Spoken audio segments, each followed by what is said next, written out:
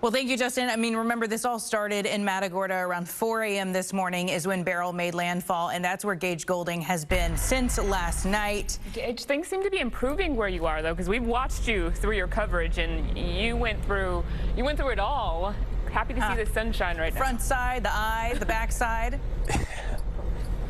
Yeah, we went through it all. We started with a beautiful sunset, and then we went through just every single part of the storm that you could imagine, and now we're in a spot where it's kind of, I don't want to say sunny out, but there's blue skies behind clouds. That's the best way to describe it. So it is a total difference here. This is one spot that has been requested several times via email. Some people wanting to see what this area looks like down here. This is near the Rawlings Bait Camp area. Just to give you an idea of what this area looks like. And this seems to be like a base camp for the Colorado River Authority, because ahead here, you can't get out. So it looks like they're putting boats in the water, possibly near the Rawlings Bait Camp. At least that's what I'm seeing here. Let me flip back to the right camera. But people asking, let me see the homes out here. So if you're watching and you live out here in Matagorda, this is really, oh, hey, stop right here. Photojournalist Oscar Chavez behind the wheel working the magic for us. Pull over here. This is a house that is boarded up, a second-story house, it appears. But look, you got some damage hanging down here.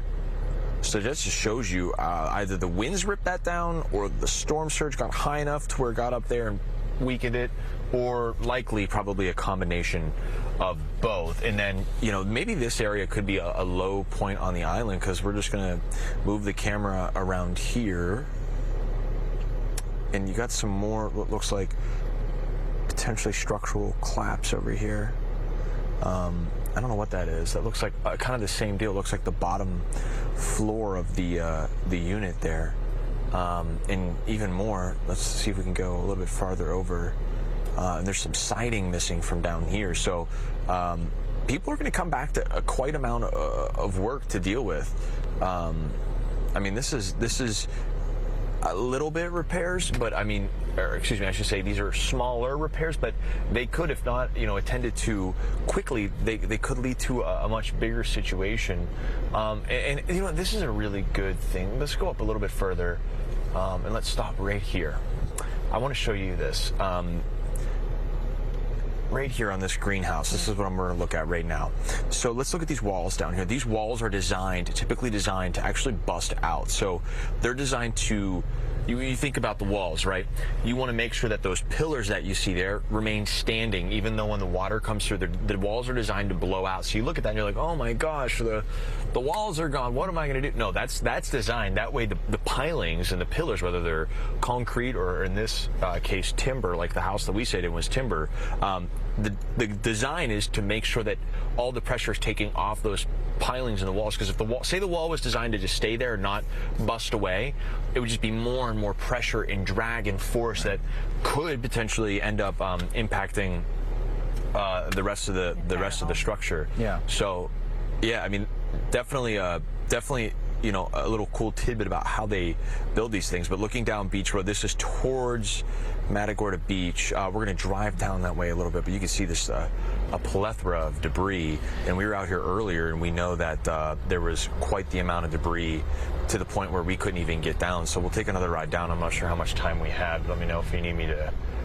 wrap it up here, but we will take a little gander down here and see what we can find. We're trying to get the whole way down there. Yeah, Gage, it's Justin. Good, Justin. That's one of my, I'm glad you're safe. You've had quite the adventure today, my friend, that you and Oscar made it through. So you guys have done yeoman's work down there, and I know a lot of folks are happy to, A, see that you're safe, and B, see that what you're seeing now, and they're getting a first view of what they will be running into when they get down there. I want to talk about the debris here for a second, because when we saw you last, you had talked about some of those driftwoods and drift trees at this point, basically, that you said you went out there with the pulley to try to pull some of that off of the road just to be able to gain access to it, and said there's no way those things are moving. How much more of that have you encountered now that you've gotten deeper down onto the island there? Oh my gosh, all over. the whole way over.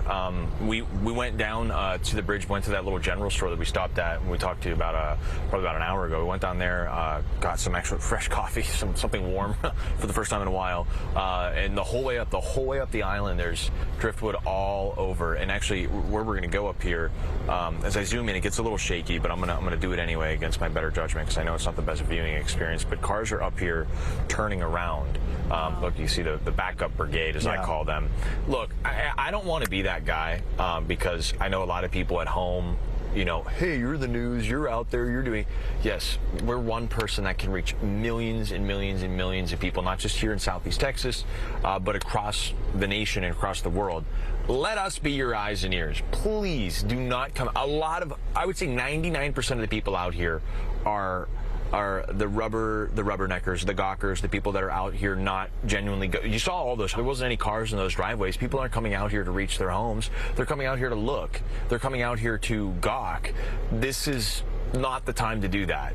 Not that there ever is a time to do that, but you're just adding, look at this, all this. What if there's an emergency down here, and an ambulance or a fire truck or whatever needed to get down there, and it couldn't get down there because there's people pulling Uis because they're just out looking for something to do on a Monday? Please, I'm not trying to be rude. I'm just being honest with you, because it's a hazard. It puts you in harm's way, and it could potentially just slow down an emergency response. Don't do it. It's not the time to do it.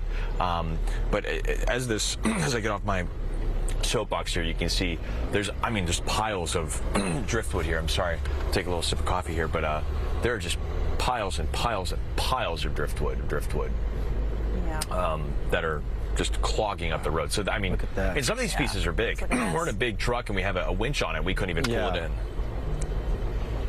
Well, Gage, as Justin said, we are glad that you're safe, and we know that you have had a long night out there. So thank you for being the eyes and ears for so many people. We've been saying that you're going to need to give it a couple more hours before people can even safely get out on the road. Now is not the time, as Gage just mentioned. Take his advice, stay at home if you don't have to go anywhere. Gage, thank you so much. As we mentioned, though, a lot of trees